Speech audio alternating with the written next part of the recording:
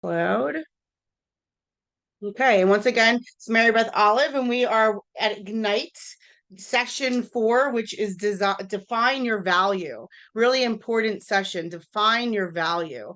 And what I find is a lot of agents run and don't think that this part is important. And the truth is, when a customer is speaking to you, whatever your value is, it's coming out. And if you don't know what it is, that's showing up also. So we need to know what our strengths are. We need to know why people should work with us.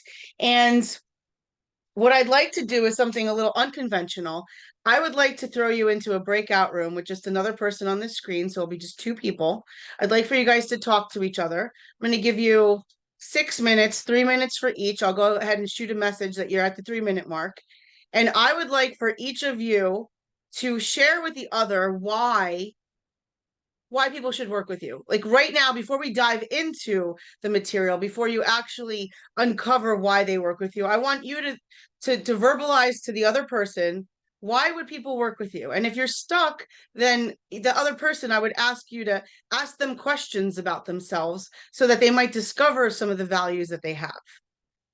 Okay, so no problem, Alexandra. I see that. And we're going to go ahead and just throw you into a breakout room. If you don't have somebody, you could bump out of the room. I'll put you back into another one.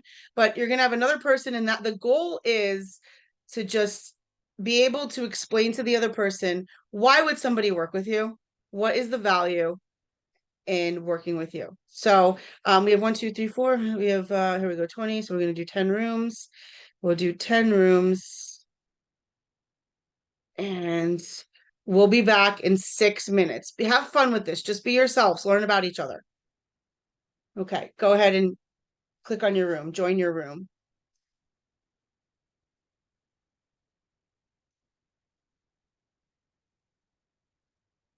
Okay, we're going to put Alexis in room 6.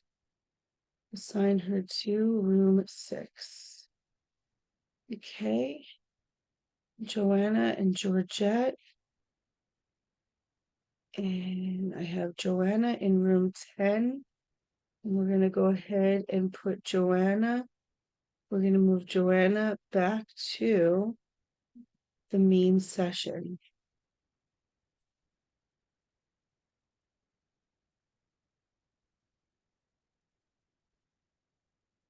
Joanna to room 9.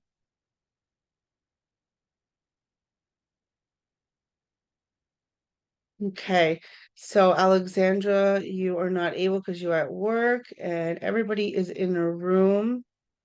Fantastic. Okay.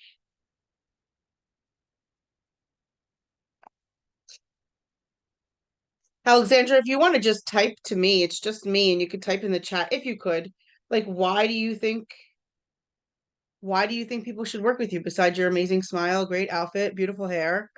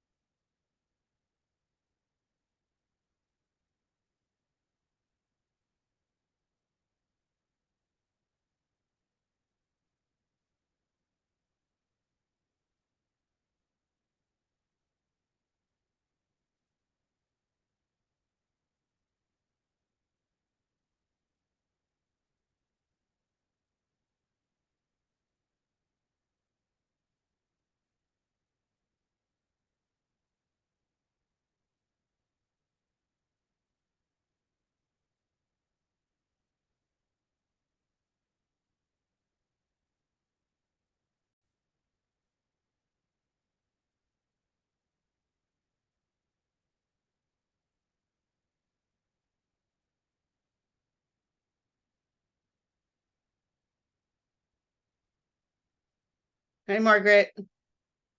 First one back. You're muted. Unmute.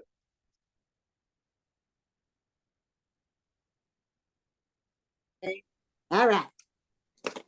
That was really nice. I liked it. I enjoyed it. Got to talk to people, right? It gets you warmed up. So we'll wait for everybody to come back. They got 60 seconds.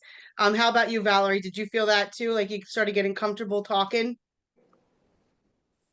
Oh, you're muted too. I'm sorry. I've been doing this for 16 years. So it was nice to talk to Margaret. She's new in the our office in Central, and as am I. I was at another company before Welcome. this, but I'm here to learn the Keller Williams way. Great. Yes. So did you have was it easy for you to say why somebody would work with you, Valerie? Yes. Yes. So as everybody's coming in, if you wouldn't mind, like share with me, what do you say to somebody? Valerie, I mean, there's a million agents, right? A million agents in New Jersey. Why would I work with you, Valerie? Well, I handhold people. I take all my phone calls. I will answer any of your questions. If I don't know the answer, I will find out the answer for you.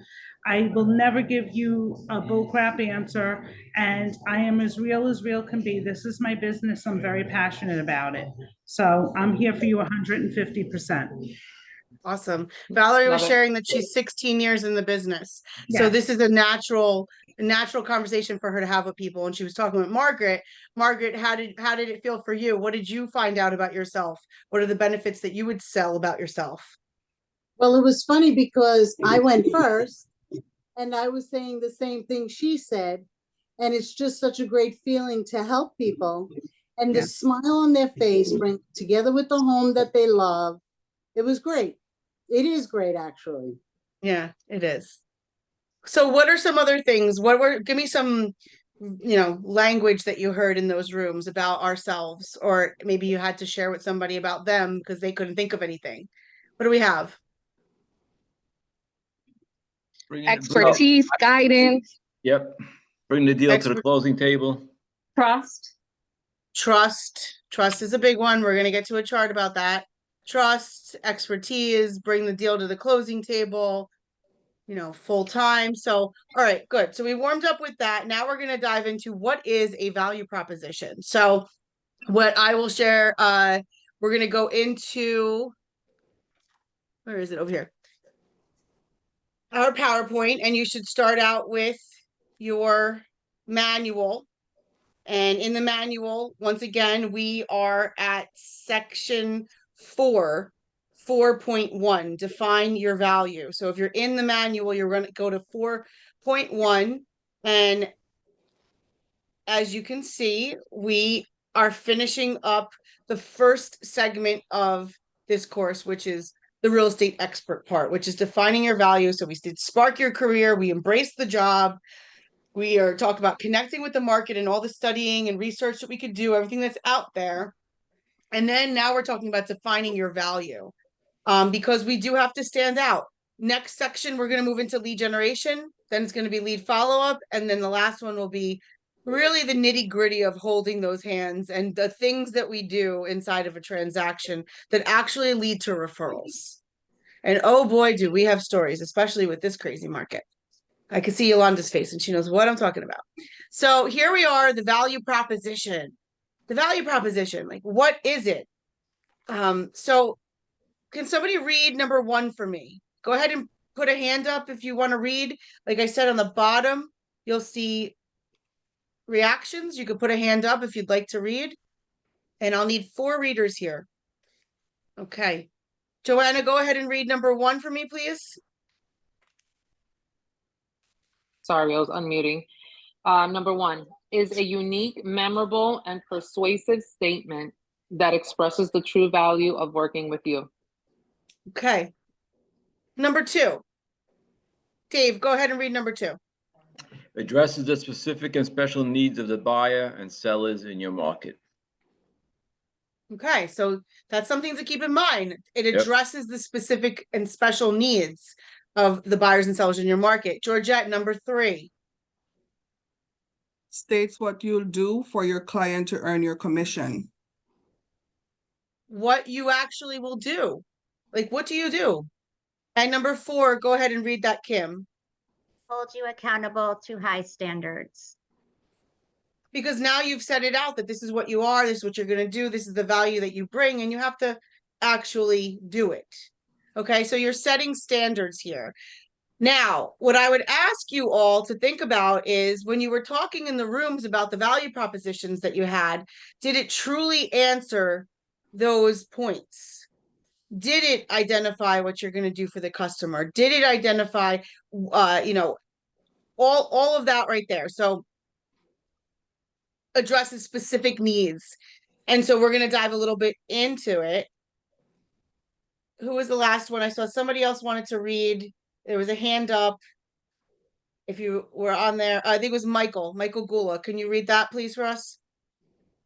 Top agents can easily explain what services they will provide to anyone who hires them. That's right.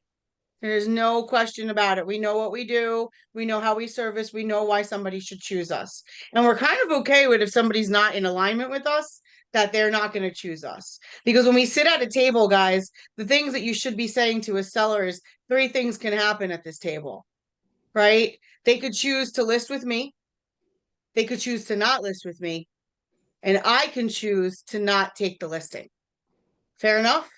Because I may not be able to meet their expectations. They may not like what I have to say, and they may love what I have to say. And yet it's okay if we're not in alignment. I can move on. All right. So the benefits of a value proposition. 1, it helps your clients understand your value and expertise. What does that mean? How do you think we could help your clients understand your value and expertise? Give me some examples.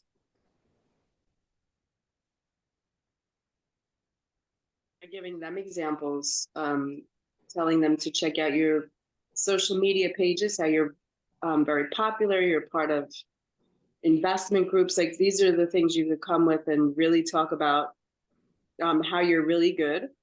To look at your numbers or how many things your office has sold, and that would be your team. That's right. That is a really big one.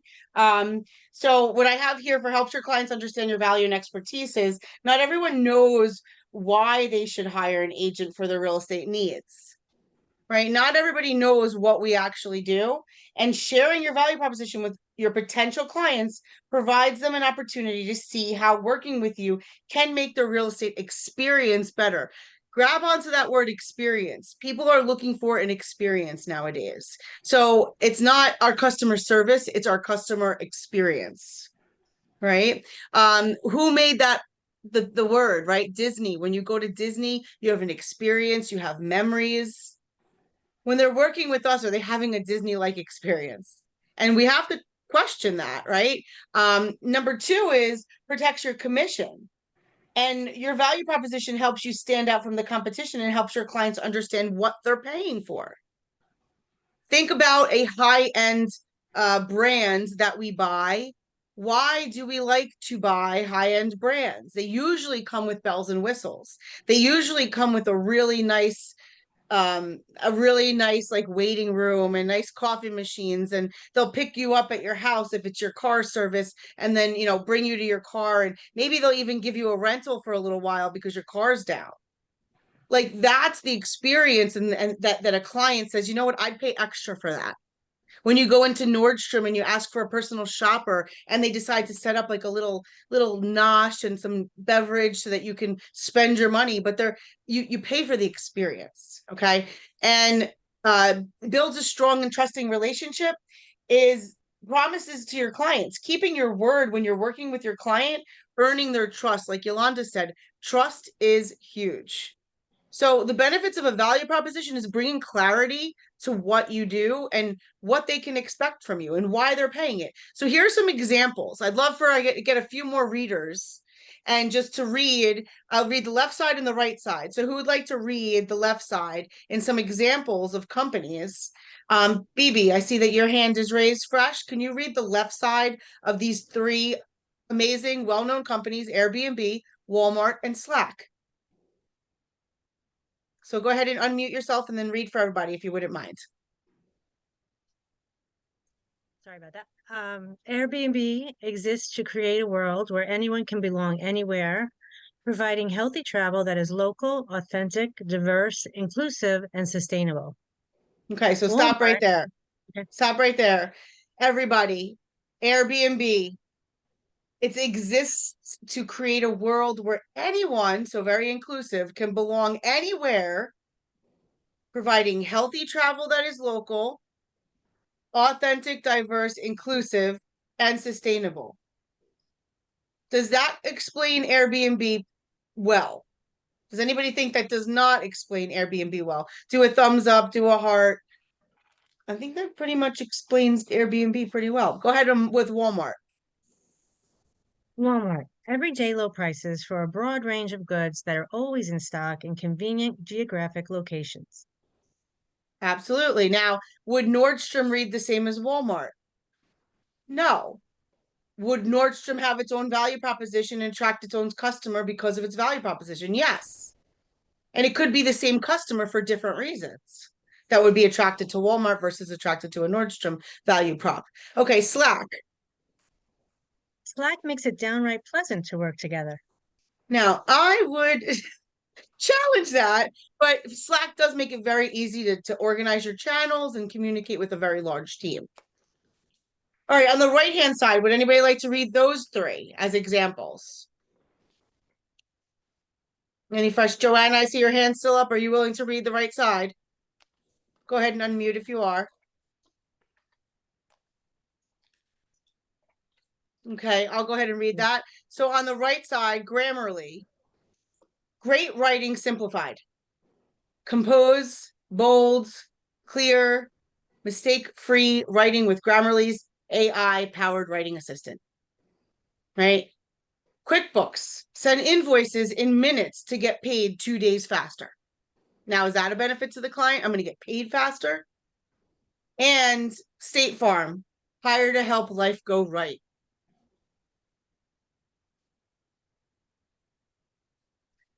So what I would ask you, would we change our value propositions that we spoke about before? Would we tweak them a little bit? Now seeing what some value propositions for other companies, other brands are? Would we add some things? Would we make sure the client is put first when we talk about value proposition? Right? So that's something you want to keep in mind.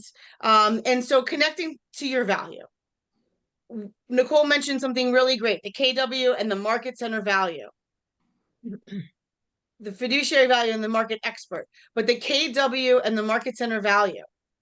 That you have access to a collective knowledge and experience of over nearly 200,000 agents worldwide.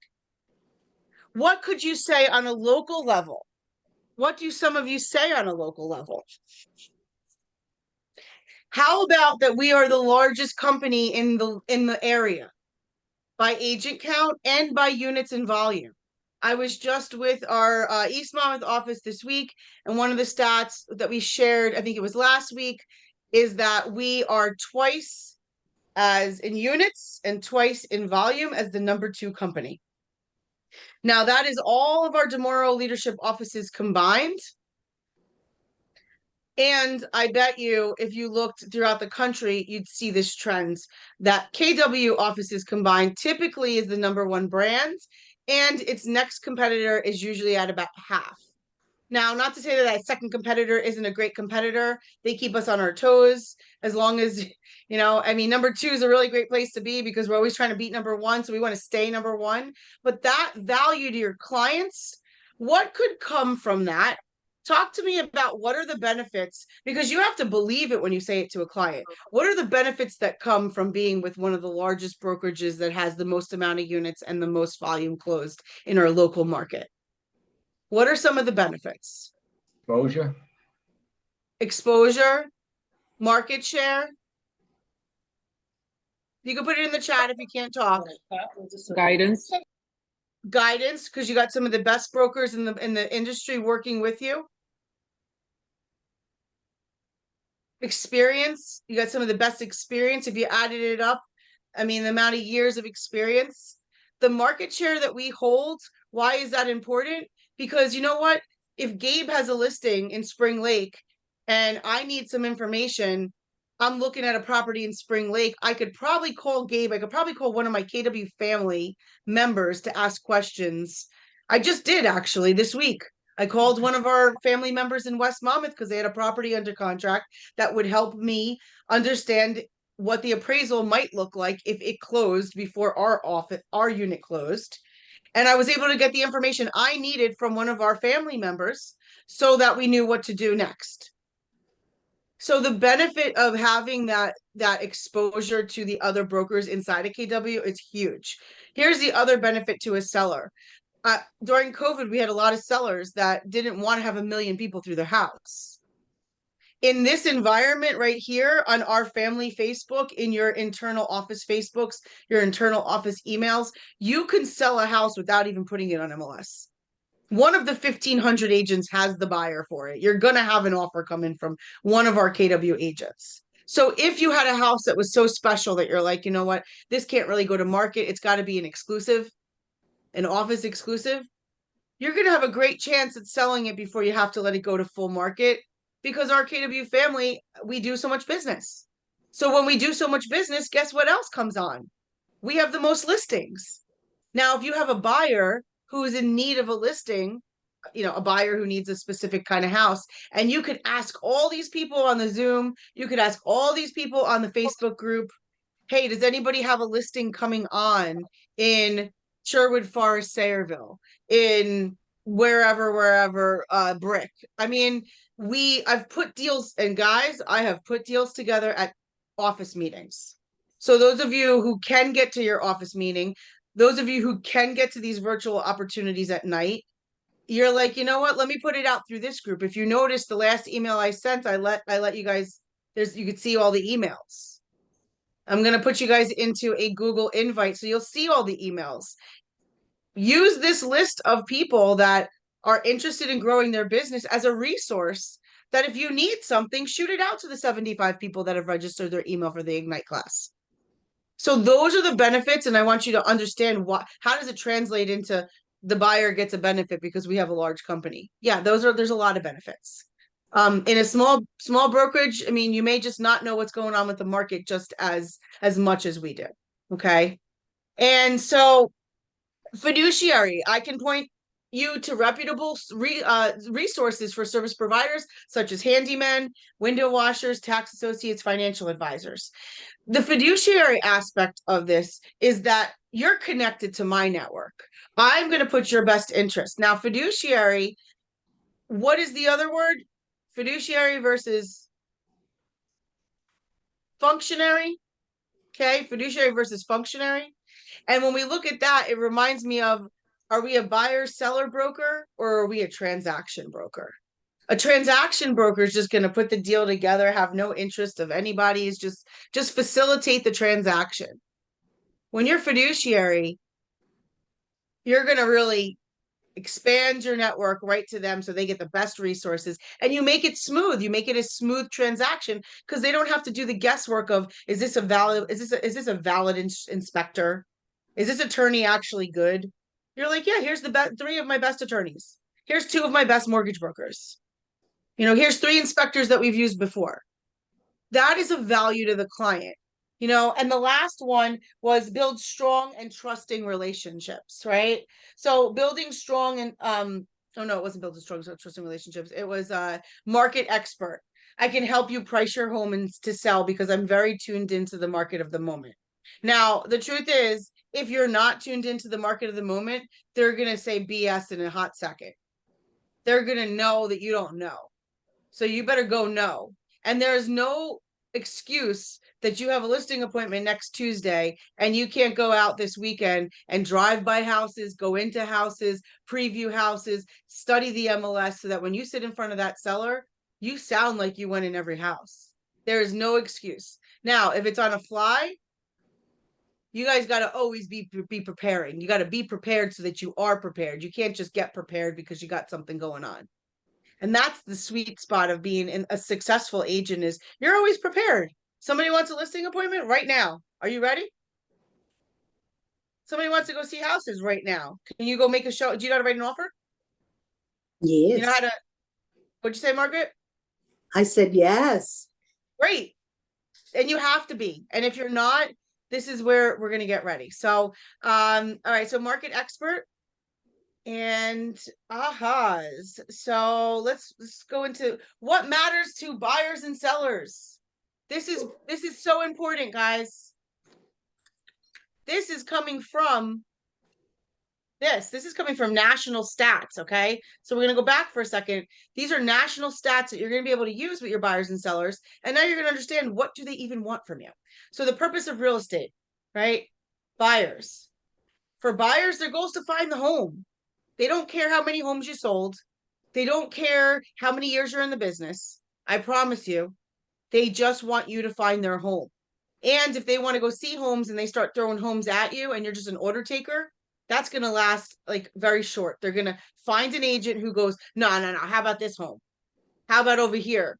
Do me a favor, get in the car. Let me go show you this one.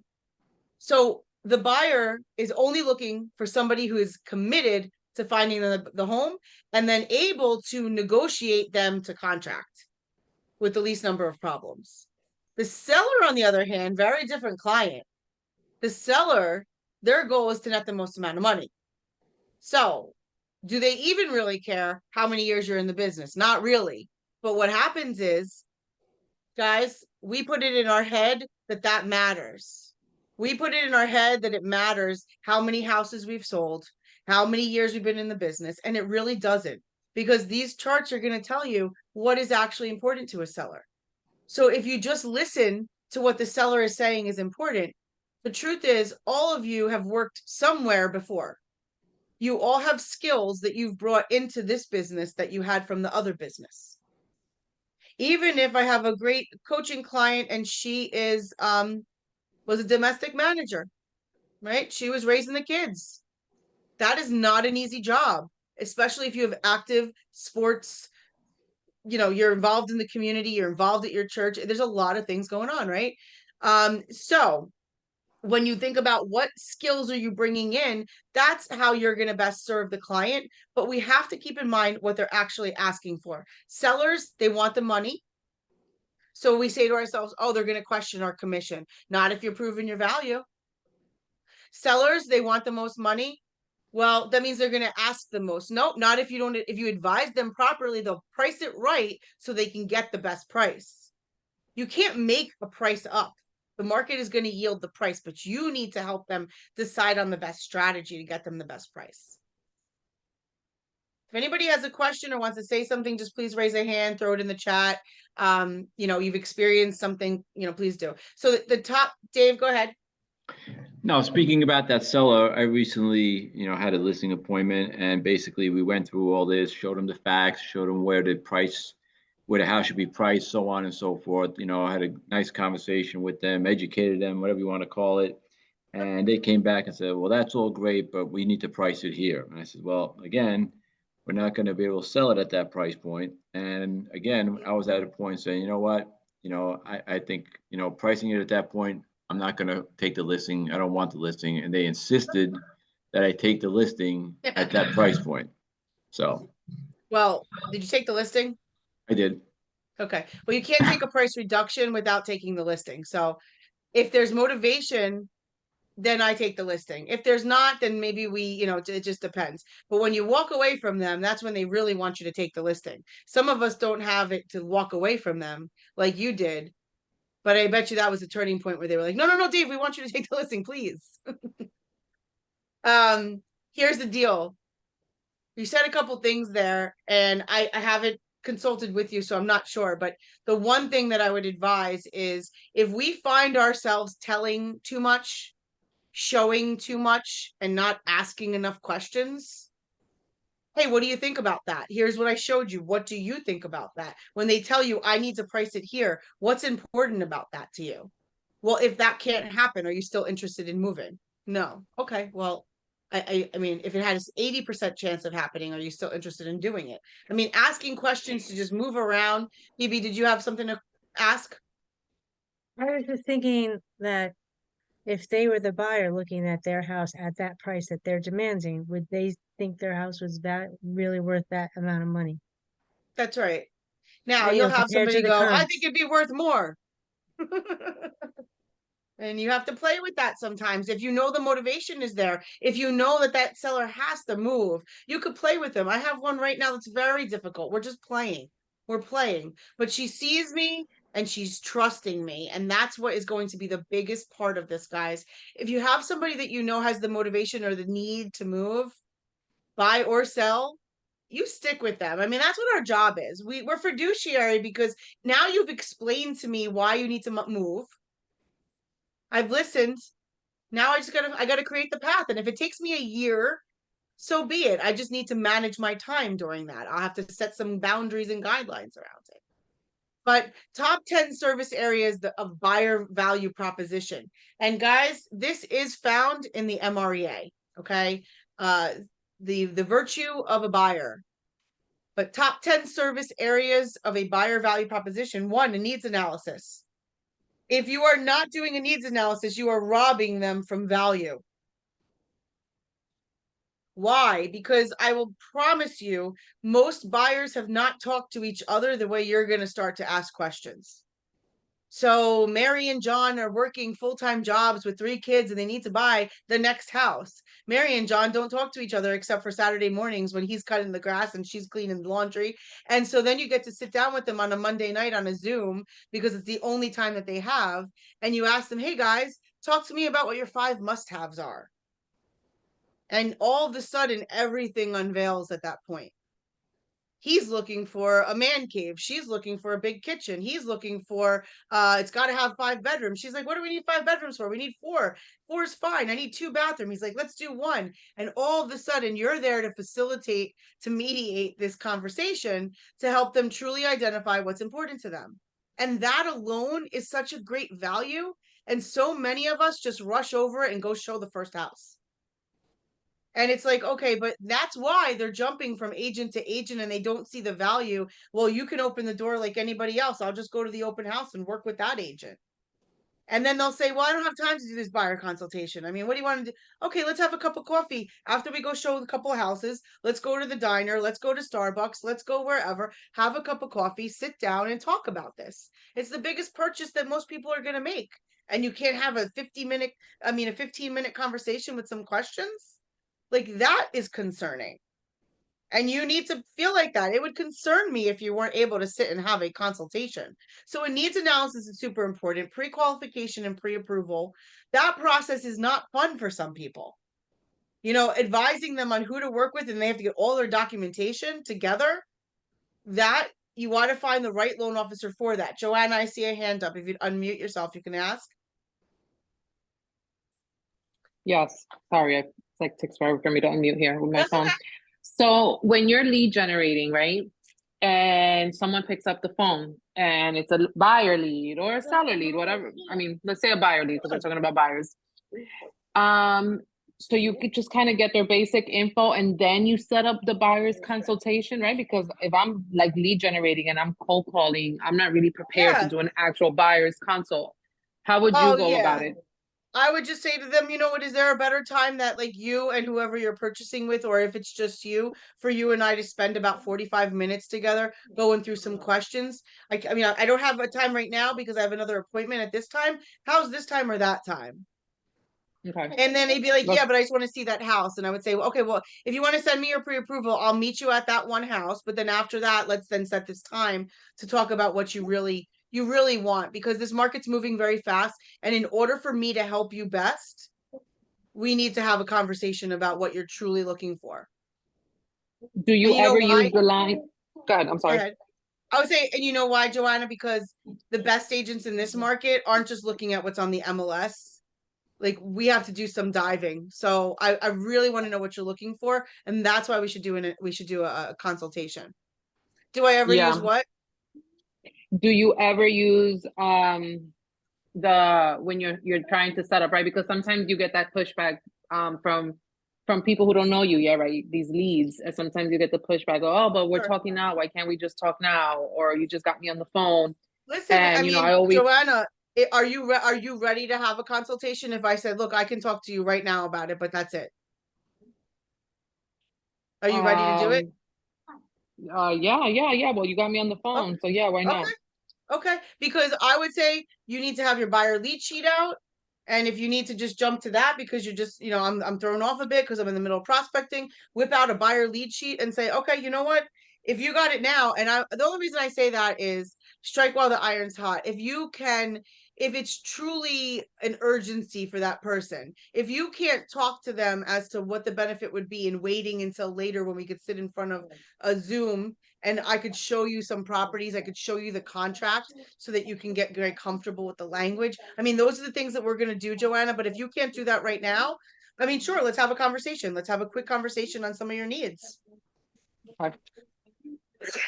I still want to get face to face with that person because and I have a really great coach, Dennis Mark.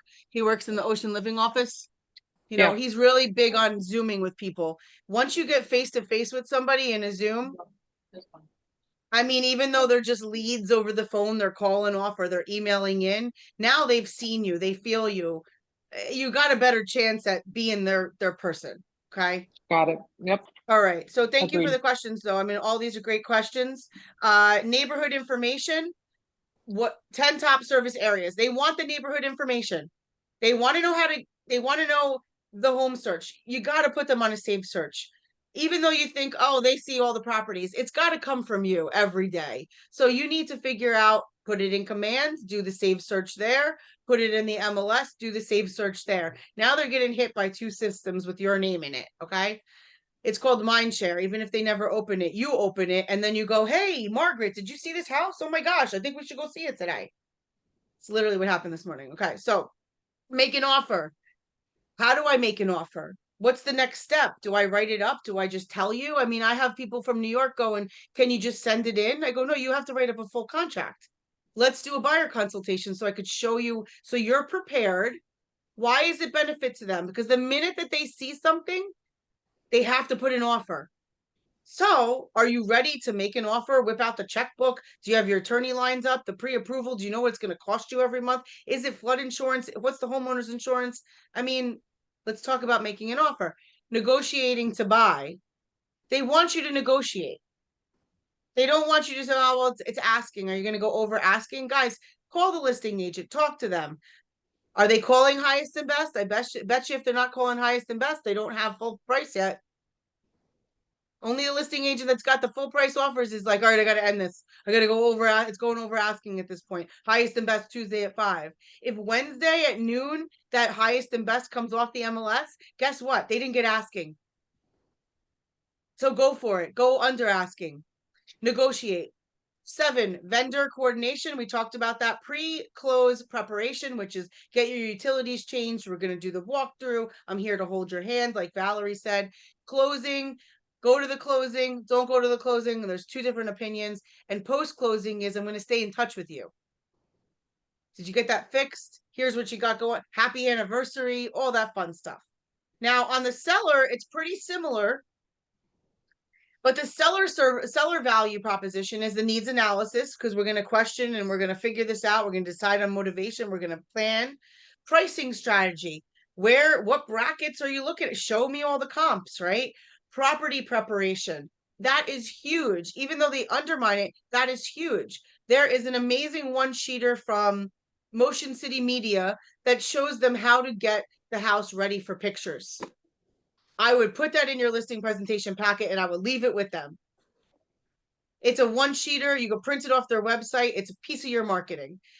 Receive, or if you have a photographer or another company you use, put that in there. Receive an offer. What happens when that happens?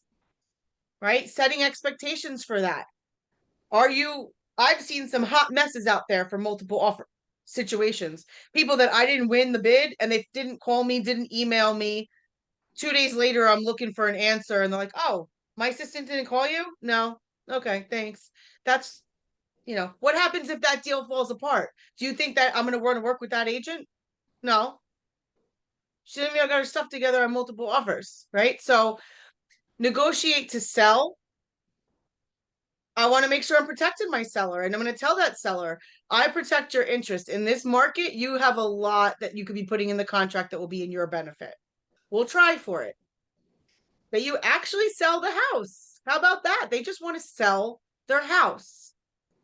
Pre-close preparation, make sure the utilities and all that fun stuff. Like, what do? I need a mover. I need to get this stuff broom swept, whatnot. If you could take care of some of that, we're going to talk about that in the contract transaction part, closing, and then once again, post-closing.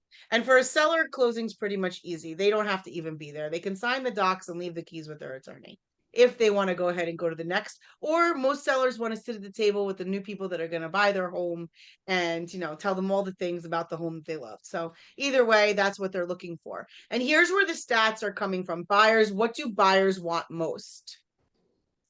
What is that 52%? Help find the right home to purchase. Just the right home. Just find me the home to purchase. I just want to find my home. That's what they want. So why do we have this big value proposition that, you know, we're the number one agent, we sold X amount of homes, we're the number one? No. I find homes for my buyers. I find homes for my buyers within 3 weekends. You go out with me 3 times and we're going to find your house. I call neighborhoods that you like, and I go and door knock in neighborhoods that you like because I'm looking to find your home. The second biggest one was other at 24%. And 13% is help the buyer negotiate the terms of the sale. And the 11% was help with the price negotiations. So, okay, so they want you to negotiate and they want you to find the house. But understand, when you're talking to a buyer and what's your value proposition to a buyer, it better be that you find homes for buyers. And how do you do it? Through ease and elegance. I'm a full-time agent. I have, you know, I'm full up, you know, I do all the research. I do CMAs for my buyers. Prior to you making an offer, I make sure that you know what the comps are, because the appraisal is going to be a challenge if it doesn't line up with that. I mean, those are the values you're going to give to a buyer.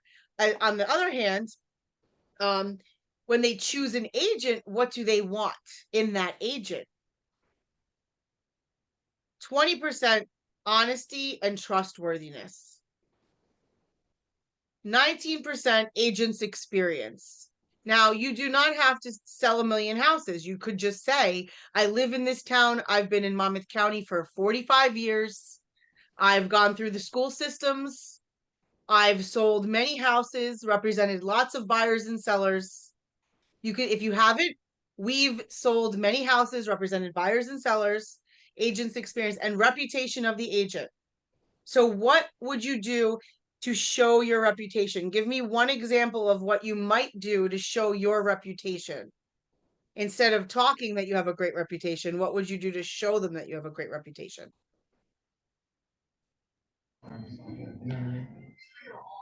Give them a Yeah. copy of somebody's recommendation, like somebody that filled out a form about you.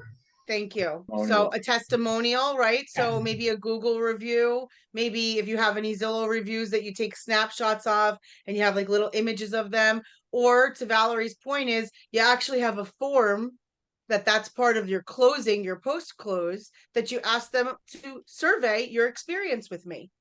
Now, some of you are going to say, oh my God, I wouldn't want them to survey my experience. What if they say something bad? That's awesome. So then you can improve. They're probably not going to say something bad. They're probably going to give you at least a 4 out of 5. But wouldn't you like to know if they said, she really never got back to us when we expected her to get back to us? You know, what could have been better in this experience? And they say, you know, I didn't really love the texting all the time. I really would have preferred the calls. Okay.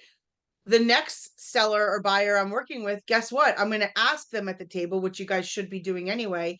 Hey, Nicole, how do you best like to be communicated with? Would you prefer text, calls, emails? How do you like for me to deliver messages?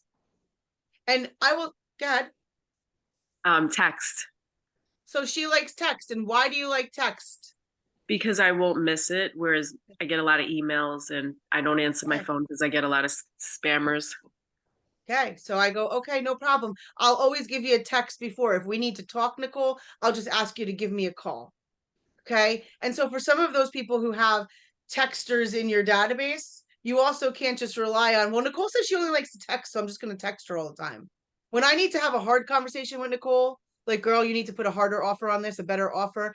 You need to accept this offer. What are we gonna do? Because you won't take any full price asking because you want over. I'm gonna probably need to call her. And when I call her, even though she knows I talk like this all the time, I might say, Nicole, hi, Nicole. I'm concerned, Nicole. And I might change the whole thing that she goes, are you okay? What's wrong with you? No, I'm really concerned. I'm concerned for you.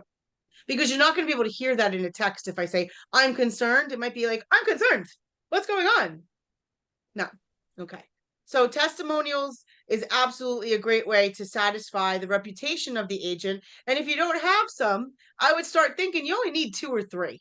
I mean, make them turn around fresh, but haven't you had one client that you could ask, hey, could you write me a little blurb of what your experience was like with me? Now, when do you think you should get that blurb?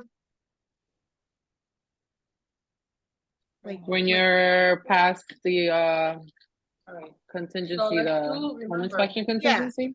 Yeah, like when they're still and they're happy, like not in the home inspection contingency and the mortgage when they're all stressed out. Once they got their mortgage commitment and they're like, or did you do an amazing job and you found them a house really fast? Say, would you mind writing me a testimonial? Because I have so many buyers that are working with me that they are just they're thinking that there's no hope. Right? They're thinking that there's no hope. So be mindful of what this is telling you when you're writing your value proposition. The next thing is sellers. What do they want from their agent? A little different. They're definitely different. Help price the home competitively. You better know your pricing. And I just showed you in the last couple sessions, and we're going to dive more of that into sellers, how to price them properly by giving them the data. Help sellers market home to potential buyers. What's your marketing strategy? Don't just tell me, oh yeah, we put it in MLS and it syndicates everywhere. Like, that's cool. But here's the deal. The homeowner has no idea what syndicate really means. Okay, the homeowner has no idea. And so you can make it sound really great. So, Mr. and Mrs. Seller, I put your home into a multiple listing service that shares it out with all of the brokerages, the brokers that are part of that. Our Monmouth one has thousands of agents. Our Middlesex one has thousands of agents. So I expose it to both multiple listing services. That program actually takes it out to hundreds of websites, which then your property is being seen on other agent sites, realtor.com, Zillow, Truly, all of the sites that you're going to ask me about, your home is going to be there. That's what's so awesome about syndication. And then we're able to expose it to the whole world through the internet. Right? Other than, yeah, we put it in the MLS and it syndicates out to a whole bunch of sites. Like, what does that mean to the customer? Now, here's the other thing is, I would say because it sends it out to everybody, we should be seeing a lot of traffic in the first 2 weeks. If we don't see a lot of traffic, then that means they looked at us and they went right next to the next one. They didn't even raise their hand. They didn't even say, hey, Yolanda, I'd like to see that house. George, can you call me? Because I want to go see that house. They didn't do any of that. We could be sure of it if we put it in the list, if we put it in the multiple listing system and it doesn't get us anything. And then you can go into some national stats, but we need to explain what those things are because they don't really truly understand it. Help a seller market their home to potential buyers. What else do? We host open houses. We maybe do a targeted marketed just listed card. We door knock the neighbors to let them know. We do a VIP open house. Which is going to be, we tell all the neighbors, we put 100 invites out, we do a whole bunch of stuff. It's page 71 on the Shift book. And we'll get to that when we're working with sellers. But there's plenty of things you can do to do that. Help sell the home within a specific time frame. Well, there's actually a graph, and I'll put that in the drive, in the Google Drive, that shows you if you're priced properly within the first couple of weeks, you're going to get an offer. So when you show them that graph, if you pay attention and you follow the assignment, we're going to be just fine. And then the fourth one, and so these are all pretty equal. The other is 27%, but help seller find ways to fix up the home to sell it for more. Now, in this market, it still stands true that some homeowners need to do some stuff to their house to get the house sold at the best price. So one of my sellers has a house that's full of stuff. And she's trying to stretch it to a certain price. And I said to her, look, at the end of the day, if you got rid of all your stuff, and people could actually see how big these rooms are, I think you might actually get more. Maybe it's 10,000 more. Maybe it's not tons more, but somebody might be willing to pay more, but they can't see past the stuff. So if you're willing to do the work, then the question is, where am I going to put the stuff? Well, you're going to put it in a storage unit. Now that costs money, and then you got to hire people to put it there. And then that costs money. And you say, okay, so what's the point? Price it here instead of pricing it there, and you got to do all that work. Right? So, but sometimes it does make sense. Paint this wall, get this fixed up over here, stage a little bit, and you're going to wind up getting a little bit more for your house, for your house. Okay. And then factors sellers consider when choosing an agent. On the listing side, it's going to be reputation of the agent for sure. So if you have people that can vouch for you, even if you haven't had listings and you have people that you've worked with before that can say who you are as a person, that you have integrity, that you are trustworthy and honest. Look at the number 2. The number 2 thing they want from you is trustworthy and honest. Put it in your value proposition. Integrity, trustworthy, honest, responsible, reliable, dependable. I'm committed. Those are things that the seller wants to know, and I don't care. And please forgive me if you have lots of listings, Valerie. I don't care if you have lots of listings. I'm the most important listing. So you telling me that you have 15 listings right now, which would be a lot in this market, but 15 listings right now is not really benefiting me. Now, to the seller, to the agent who has 15 listings, the benefit to that seller is what? Does anybody want to guess? Your agent that has 15 listings, and now I'm sitting with the seller. What might be the biggest benefit to that seller because I have 15 listings? What do listings bring? Buyers. That's right. Listings bring buyers. So if I can market multiple listings, so those of you who wind up building a big business, here's the benefit. If you got a bunch of listings, even 5 in this market's a lot because they're moving so fast. You got a bunch of listings, you got a bunch of buyers interested. You got open houses, you got people coming in through all the time. So guess what? If this buyer's not going to buy this house, maybe they're going to buy this house. And if you're taking listings in the same neighborhood, you're mass marketing for all of those properties. And that's why I love, like, if BB and Gabe had a listing on my block that I had a listing, well, let's all do an open house at the same time. Because you know what? If they're not coming in from your marketing, they're coming in from my marketing.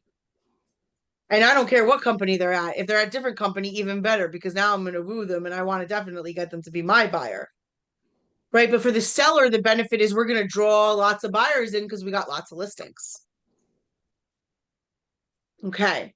So just let's not get it mistaken with, like, we're fancy. We look good on social media. We have, lots of listing. Like, that's not speaking to the customer.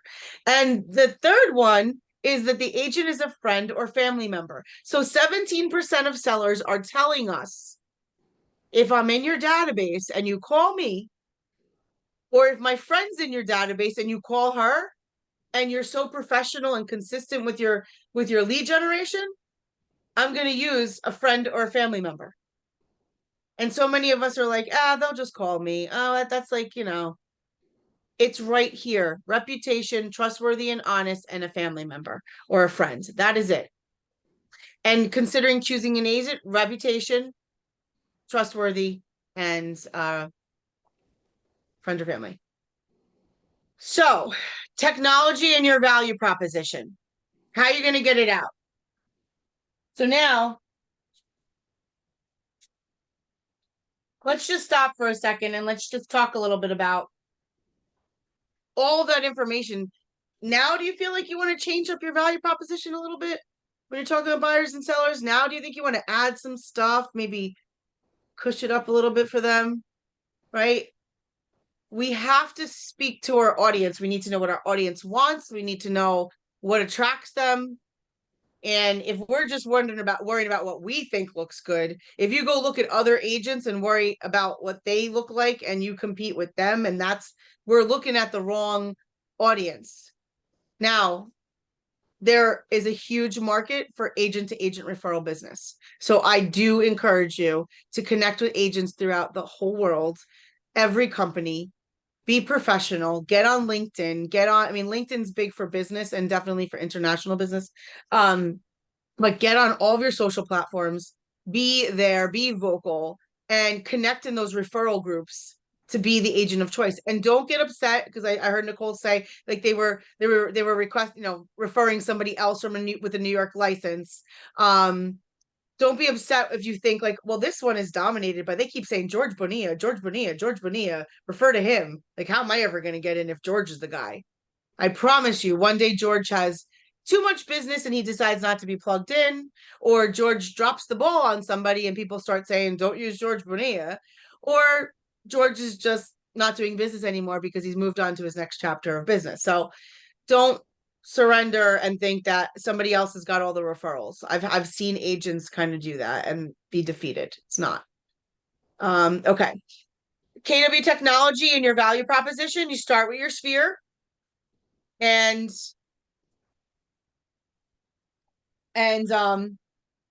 start sharing with your sphere about your value proposition and who you are and why should they be working with you. Okay. So moving on to our next part is defining your value proposition. So this is where we're gonna work in some groups again. So 3 steps to defining your value proposition. Identify your knowledge, attitude, skills, and beliefs that makes you qualified to be a great real estate agent. Transform the value you provide and the value of KW in your market center into benefits for your clients. We spoke a lot about what they could look like. And then build your value proposition statement. So, okay, so 1, identify your knowledge, attitude, skills, beliefs. Start throwing in the chat some words that you think, what knowledge, attitude, skills, belief, something that you have. Knowledge, 19 years in the business.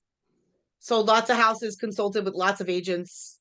Attitude. So I want to see you guys throw in some stuff in here. Attitudes, positive attitude, upbeat attitude, very proactive. Skill. My skill. What'd you say, Joanna? Encouraging. Encouraging, right? I mean, nobody wants to work with a Debbie Downer. I'm going to encourage you along the way. I'm a cheerleader for you. I'm your cheerleader throughout this. Skills that you're also an architect or an engineer, or you have a design background, or you went to college for sculpture and it's going to help them somehow. I don't know. I'm not going to break open a wall, or you could build this or anything. Beliefs. Well, I mean, that mission, vision, the belief to build lives worth living and dreams come true. I mean, or are you like, what happens, happens? Are you victim behavior? Or are you accountable? All that can come into play. Step 2.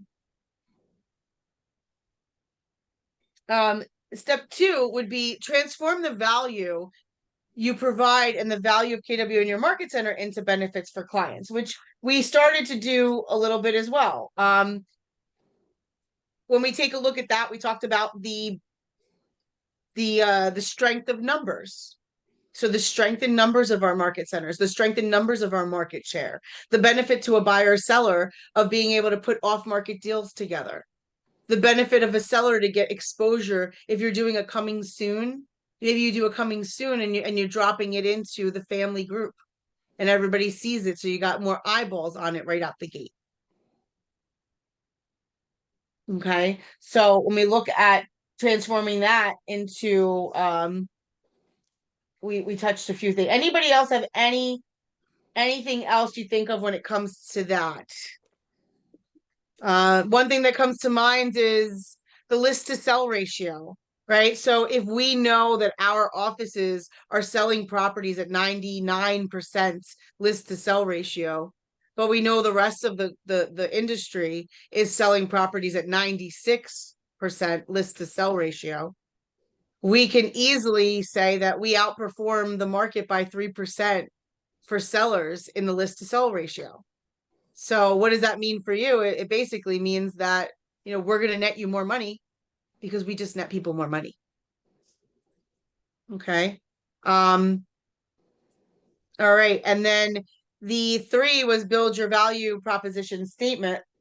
And just want to put a bow on that is it says the strongest value proposition for your client combines the values that you offer, backed by the value offered by Keller Williams in your market center. Okay, remember, it's not about perfection. Your value proposition will most likely change as you learn new skills and you gain more experience as an agent. So, what I would say just as an example, why would you work with me? What I would say is, well, working with me is going to give you 19 years experience.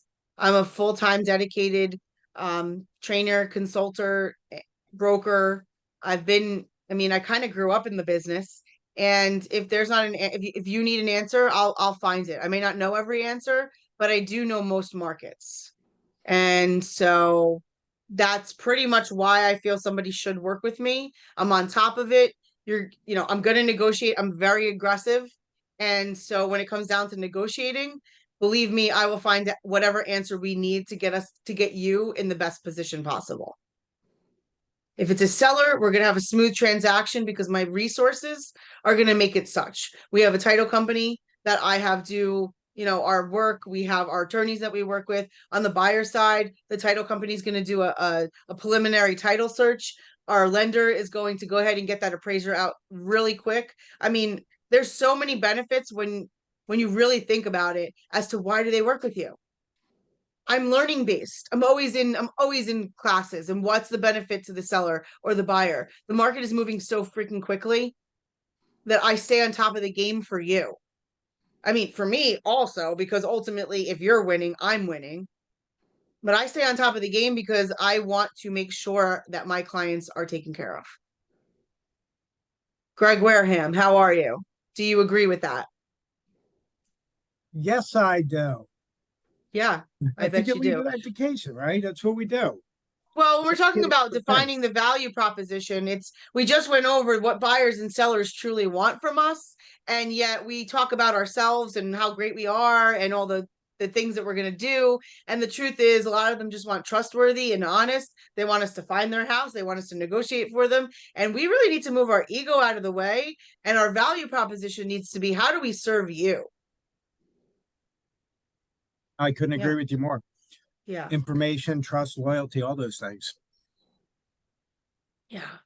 So let's now go back into the rooms. I'm going to do a breakout room. We're just going to do it for another 6 minutes. And I want you guys to share with each other the few points. And this is where maybe you just put some bullet points down on the paper as to what you're going to include in your new value proposition that you designed for yourself. And where would you put this? Right in the front page of your presentations, on your website, in your bio. But slowing down to think about this, don't rush over this, do it, is what's going to make you stand out from other people. So I'm going to give you 6 minutes to jump into a breakout room with one other person. And the goal there is that the two of you walk out with at least bullet points of what your value proposition will look like by the time this class is over. So I'm going to go ahead and do that. You're going to have 6 minutes to do that. Then we're going to come out. We're going to do some ahas and we're going to get out of here. So, where are my breakouts? Somebody take my breakouts. Nope, here they are.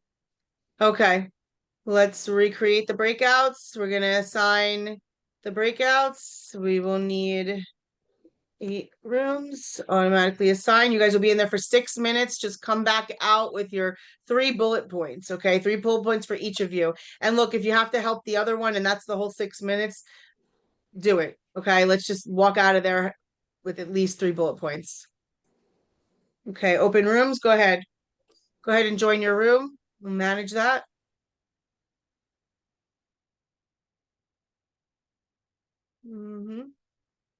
Look, I wanted you to do the exercise first to see what you would say about yourselves and how you are talking about yourselves, to then go through the class to understand that we need to see who our audience is so that we're reflecting what they actually want from us, not lying or manipulating or being something that we're not, but just pulling out those pieces that we know that they want from us.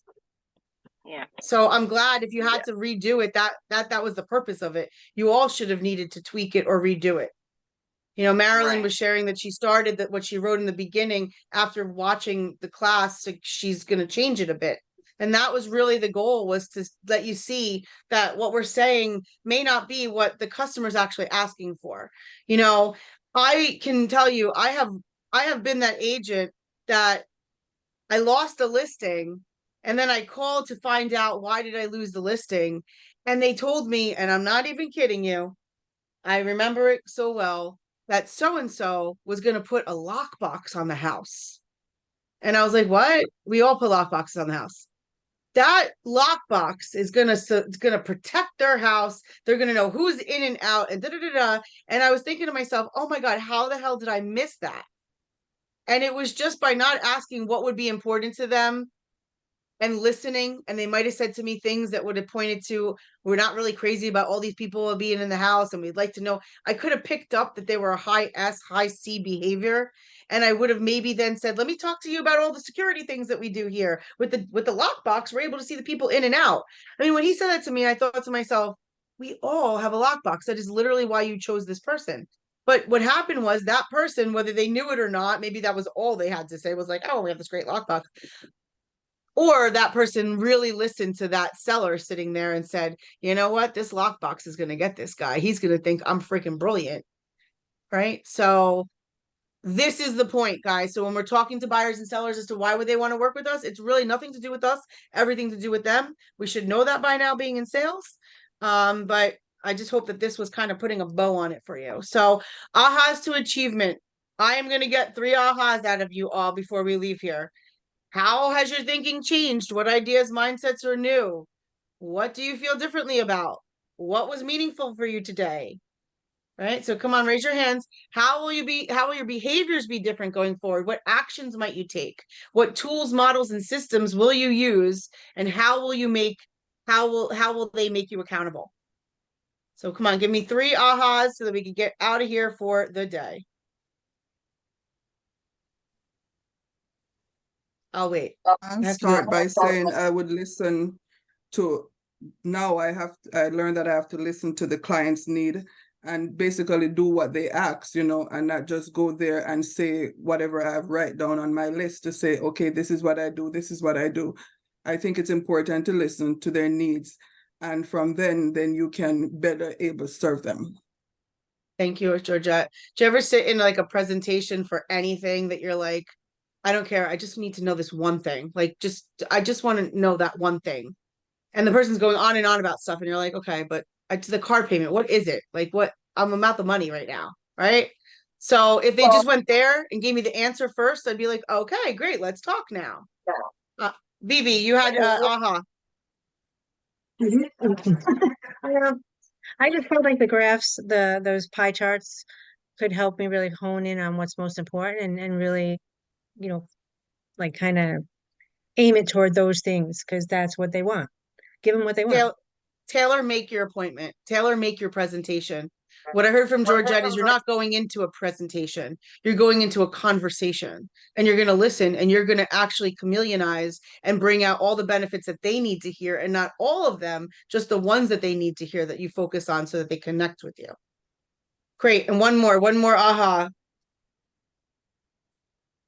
Yeah, I'm gonna just agree with Georgette. Like, I think the needs analysis is super important because, like you said, it's a conversation, but listening and understanding what they need and then tailoring, you know, buyer or seller, you know, because it seems like for buyers, like you need a lot more handholding and you need to ensure them that you're going to educate them and take them through the process.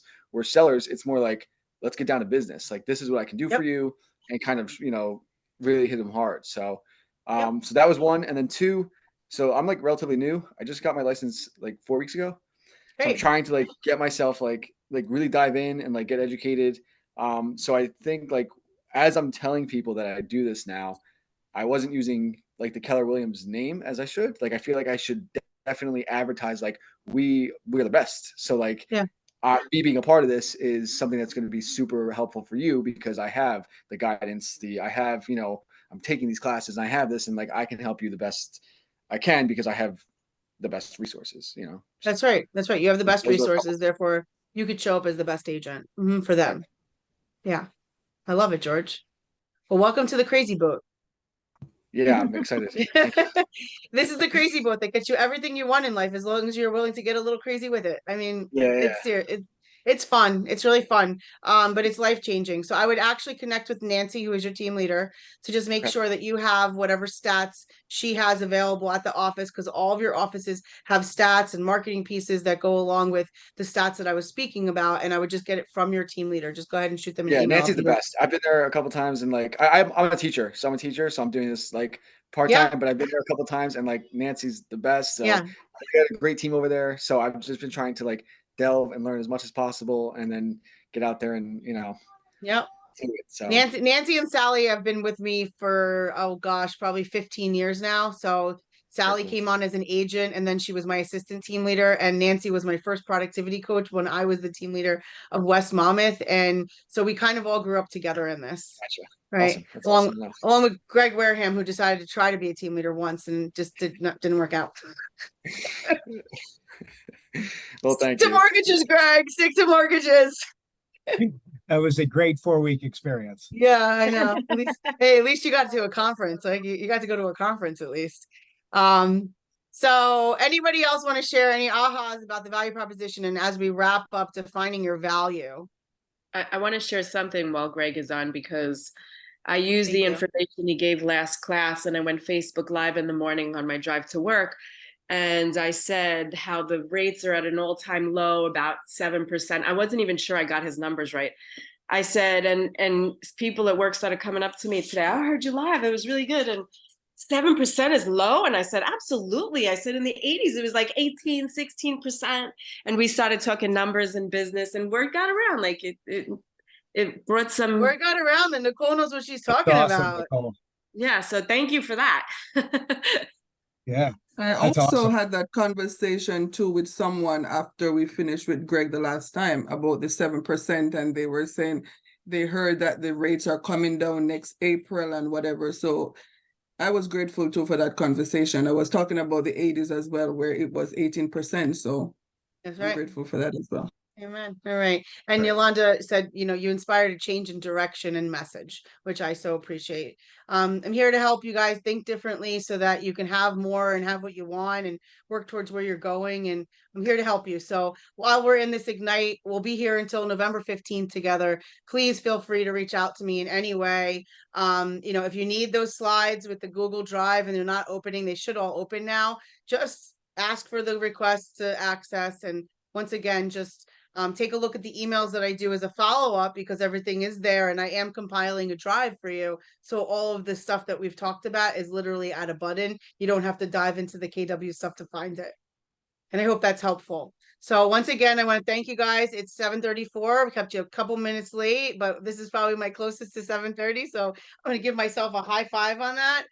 And I'm going to see you guys back here next Monday. So have a great week. And remember, stay connected with your 10, 10, 10 and your 10, 5, 1, all of those daily successes that you need to be doing. I'll remind you through the email, but you guys have a great night. All right, guys. Thank you. Bye. Thank You're you. welcome. you. Thank you, Thank crew. you. Thank Okay, you. bye.